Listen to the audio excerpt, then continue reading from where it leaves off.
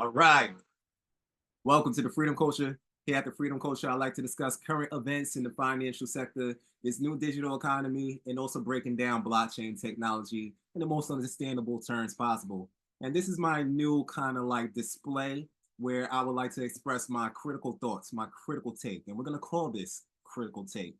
Now, it's critical because, right now we have this presidential debate. And we got the Trump versus Biden debate going on. And as anticipated, cryptocurrency is a trending topic within this debate. It is a factor on whether you would vote for this president or not. At first, cryptocurrency was actually a non-believable thing. People thought that it was funny money. People thought that it was a joke. People thought it was a fad. People thought it would go away. And now it is used to gain votes. And it's a serious matter. So just want to go over a couple of videos that I came across to have this kind of like prejudgment on this election. This debate. I haven't watched the debate just yet. It should be coming on in about 3 minutes. So I'm gonna make this video very short, rather short. So quickly, I'm just gonna share my screen on the things that I showing the clips that I've gathered that I thought was interesting here on my channel, on my Twitter channel, The Freedom Culture. 1 second. So we're gonna act like the government hasn't just sent 4,000 Bitcoin to Coinbase. Now, 4,000 Bitcoin is not $4,000.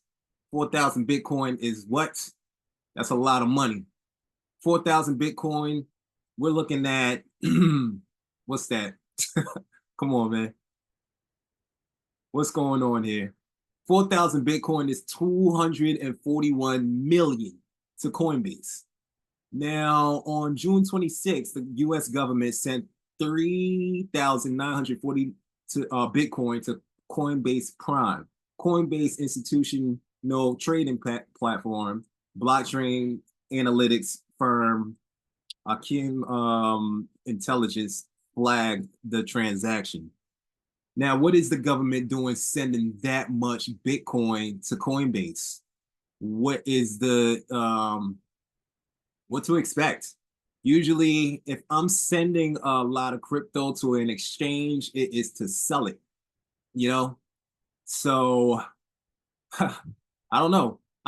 They're probably also getting ready for whatever kind of hot words get said here in this debate, because whatever gets said is people are going to react in the markets, and I can almost guarantee that.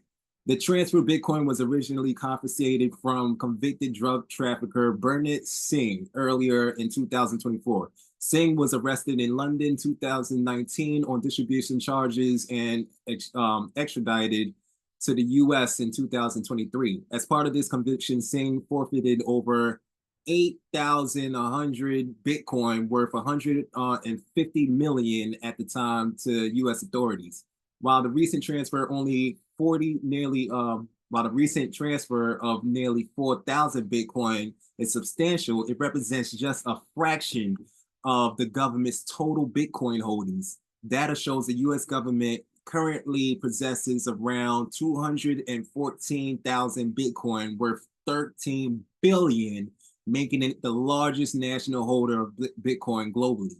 I really think that is United States trick up their sleeve. And when it comes to surviving this economic apocalypse, much of government's Bitcoins comes from seizures related to shuttered dark web marketplace, Silk Road. The infamous Bitfinex hack in 2016 also contributed to the stash. The transfer to Coinbase signals the government may be looking to sell some of its long dormant Bitcoin reserves. This adds fear to a price impact similar to the recent German government sell-off. Now, could we imagine how much of a panic that is? I don't know, bro. I don't know. Something could come out of this. However, the amount moved so far is relatively minor compared to the daily Bitcoin trading values. The U.S. government still holds a vast majority of its seized Bitcoin, now worth billions, more due to Bitcoin meteoric price raise. Yeah, that is really interesting. Now let's keep it real. Why do you Just keep it real here? Why are you moving money? Why are you moving digital assets? Why are you moving crypto onto an exchange? Why is the government moving crypto onto the exchange? My brain right now can't even conspire what could possibly be going on. I mean, obviously, my instant thought is that they're ready to sell it. I'm not too. I already have my opinion on Bitcoin, um, which is, in my opinion, leads me to hold very little of it. You know, uh, Bitcoin is a mystery. You know what I'm saying? Bitcoin is very mysterious. There's nothing more mysterious than Bitcoin, really. This origin is mysterious. The inventor is mysterious, and there's a lot of mysterious. Its attraction is mysterious to me. Like, I don't know why people love the. All right, I'm not gonna go ahead. Like I said, I'm not trying to add too many of my opinions onto this video, but moving forward, because I could go on all day talking about this stuff, and I gotta watch this debate. So let me share my screen again. So the narrative is Trump is big on crypto. He is the crypto man, crypto maniac. There's That's his leverage. Biden is not pro crypto. He hasn't been showing too much enthusiasm on crypto, and that could be kind of like viewed as something to, to go against. The Biden administration has been very hostile to Bitcoin. Marathon Digital Holdings CEO says, adding, there's 55 million voters in the country who care about crypto. That's a pretty large voting block. He's right. It's like that's the juiciest audience to tap into when it comes to trying to get votes. And then we got my man Gary Gensler here. Gary Gensler, he's the guy that makes sure that we are all safe. His job is to make sure that our investments are safe and and we don't lose money. That's what he's here to do. Whether he's doing an incredible job is subjective. Let's check out what he's saying here. $120 trillion. So, first of all, Gensler asks if his actions are costing Biden the upcoming election. So basically, he's saying because of Gensler's very restrictive approach, very conservative approach, and it could kind of give off a vibe that he's stifling innovation, he's stifling progress, stifling something as innovative as cryptocurrency from flourishing. And during Biden's presidency, and him doing this, giving the Trump the leverage, then he's kind of to blame here. But let's check this out real quick. Capital markets, and lo and behold, I made it 6 minutes and 15 seconds, and now you bring up crypto. Other legal challenges. It gets views, it gets clicks for Bloomberg. Well, people are interested in this. That you, Mr. Gensler, could quote literally cost Joe Biden the election. What's your response to this? I'm going to be easy with you, Anne Maria. I don't speak about elections. You don't have a response to Mr. Cuban? I don't. I just really look. My role as a securities regulator. Are you surprised by the political movement we've seen around crypto? With all respect, I hope your listeners understand. That's my role. Other people can speak about elections. The election is coming up, though, and although your term, Anne Marie, although your term take is 3. $120 trillion capital markets. And lo and behold, I made it 6 minutes. All right. So there goes the Gensler with his condescending approach, making it seem like crypto is a small thing and he's bigger than that. There's nothing more important than cryptocurrency right now. We are in a financial crisis. I'm talking like bad. It's way worse than you actually could even imagine. America is running off borrowed time. Right now, people are ditching their dollars and seeking somewhere to place their currency into something that's going to add in value. The dollar is depreciating by the day, by the minute. Nothing went down as faster than the dollar. And then we also have the BRICS nation element involved here. So a lot of people are getting rid of their dollars. And once that all comes home, we're going to have a lot of money, a lot of dollars in the system that's not worth a damn. Everything is going up, but the prices and Bitcoin, the dollar's going down and Bitcoin is going up, throughout the trajectory of time. So when it comes to cryptocurrency, people are looking at this as kind of like an escape, a loophole to get out of this oppression. We are oppressed here. We are oppressed by the Federal Reserve's whatever comes out of Jerome Powell's mouth. Whatever comes out that man's mouth, it determines the value of the dollar that you hold, your buying power. So we want to tie our currency to something that's going to appreciate in some kind of value, some kind of utility. I mean, it was a good idea to tie it to gold back in the day, but the Federal Reserve removed it, thinking it would be a good idea to. And then we went to the petrodollar, and Saudi Arabia just stopped that deal. So I don't know what I'm not cursing. I don't know what Gensler is talking about, and with his condescending tone, as if crypto is a non-factor. He's probably trying to cater to the boomers, to the ones that's so used to being the spigots, the ones that's so used to saying that cryptocurrency is a child's play type of thing. But he's just leaving them blind. BlackRock is now involved in crypto and Bitcoin, the largest asset manager in the world. Those who's against cryptocurrency actually have some type of holdings of crypto in their retirement plans. You're going to deal with cryptocurrency regardless if you hate it or not. Unless you plan on bartering fruits and vegetables and taking it back to the old school Aladdin days or something like that, like you just trading apples for whatever, for water or whatever you want. You go into the store, go to the store and try to sell something of yours. Unless you plan on bartering that way, you're gonna have to deal with cryptocurrency regardless of what. There's banks, the biggest bank of all banks are now involved in cryptocurrency and central bank digital currency. Cryptocurrency is digital currency, but CBDCs aren't too encrypted anymore because it's not hidden. It is the main deal. But yeah, Gary Gensler is really condescending in his approach as usual.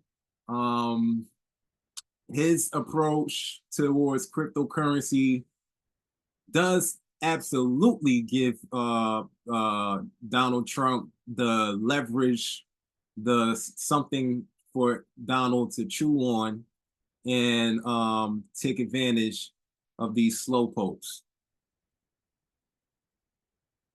Moving forward, if I could exit out of this screen here, we got the Gemini crypto exchange founders donated 30.94 Bitcoin to Donald Trump. That's 2 million to put an end to Biden administration's war on crypto. Now I don't feel like it's going to put an end to the crypto. This illusion, I'm not going to share my opinion, but yeah, what's really interesting is why not just send him $2 million?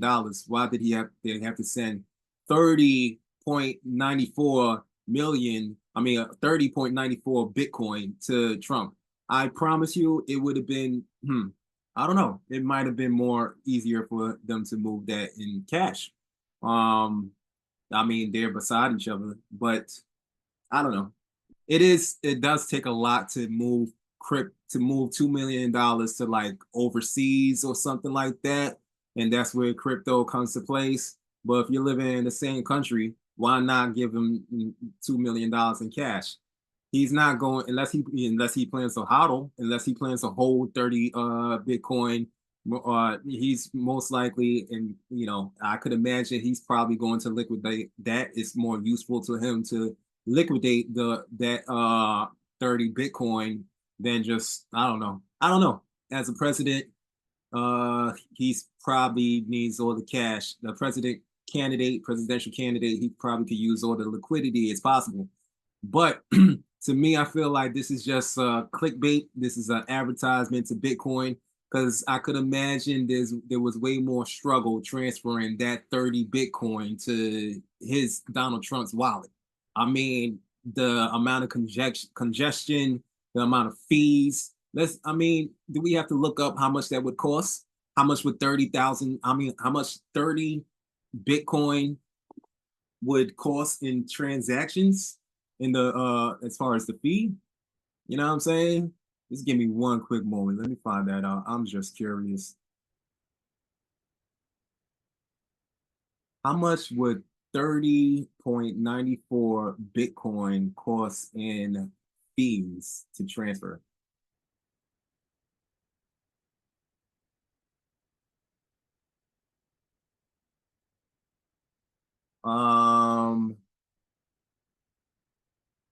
So let's see.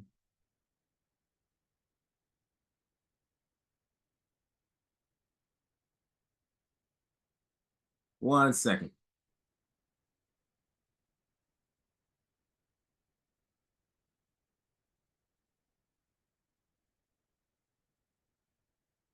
So, well, it depends on how the congestion is on the blockchain.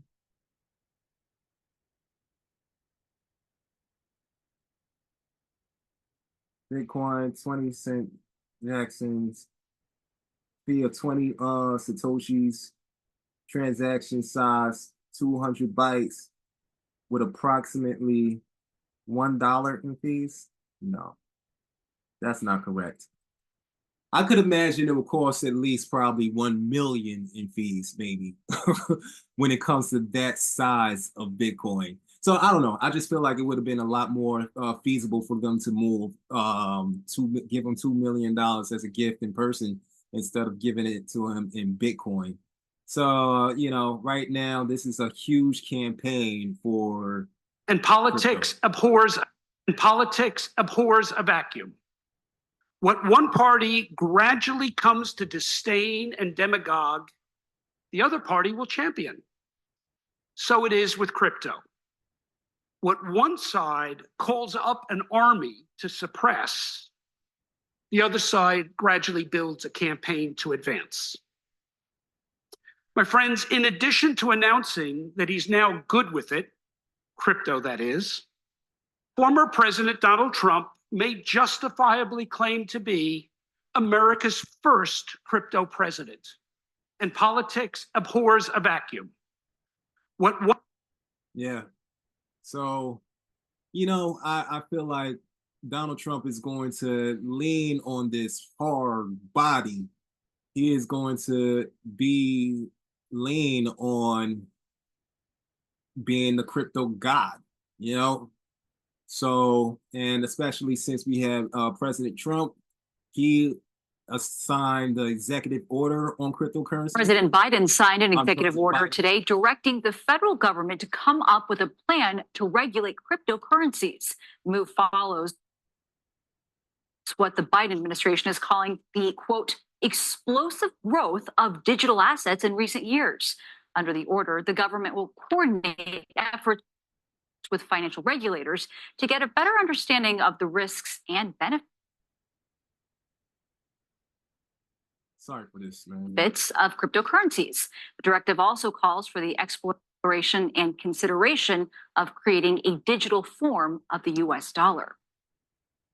Yeah, so, ultimately, we're working on a CBDC. You know what I'm saying? We're working on a US dollar, digital US dollar.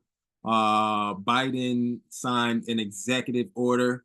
So I don't know. I think whatever, I don't know, executive order is that statute. Does that like stay? I don't know.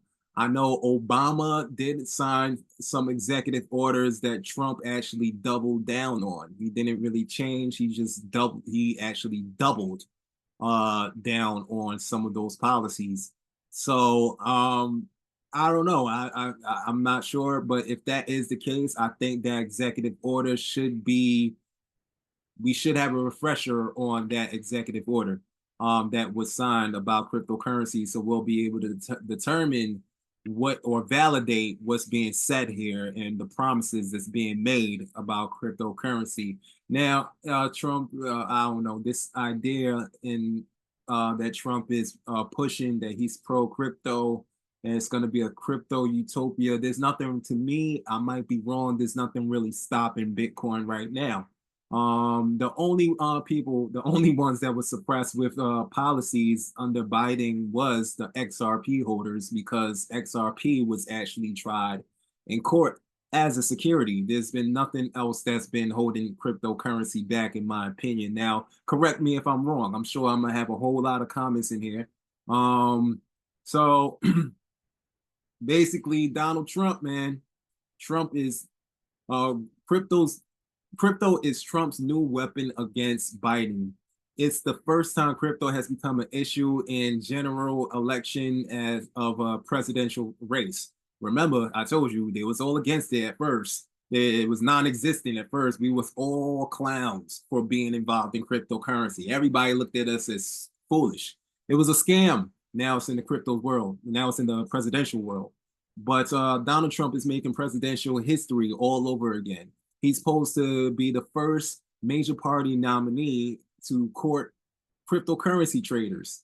It's leaving some Democrats feeling uneasy.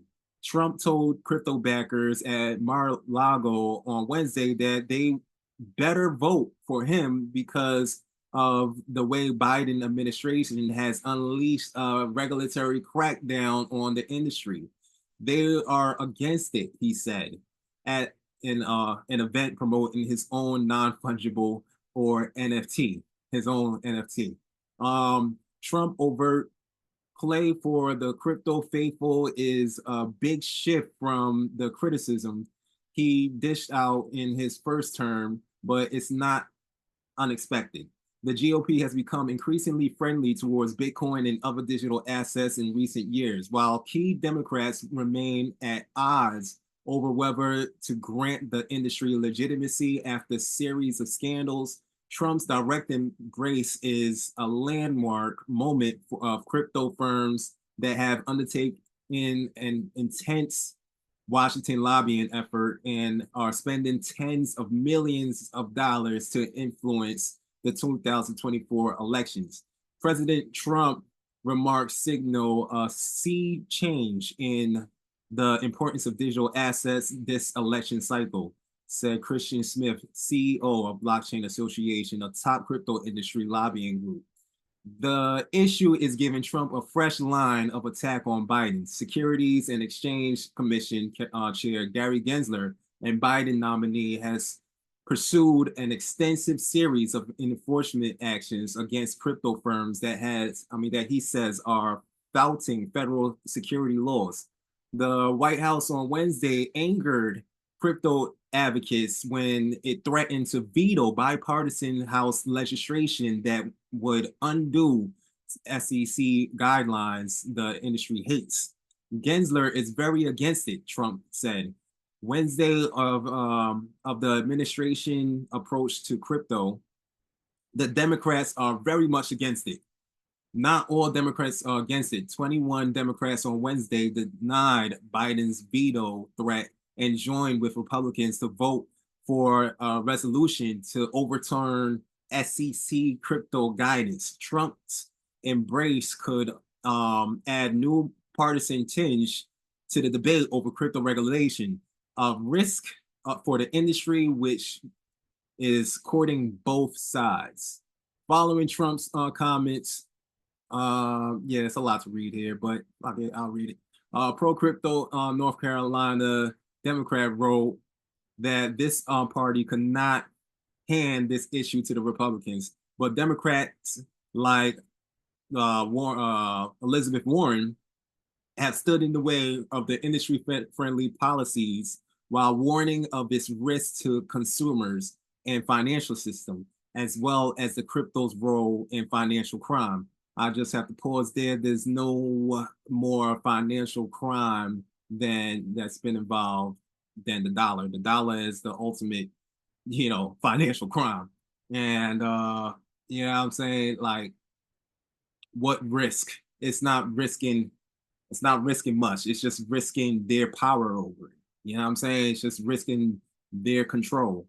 So yeah, I'm not too much of a big fan of Elizabeth Warren's thoughts on crypto, but I can't understand being on that side, being against crypto. Who's voting against crypto? Like, no, this must be stopped. We gotta stop. We gotta stop crypto. Out of all the things to stop, how could they mobilize people to vote against crypto?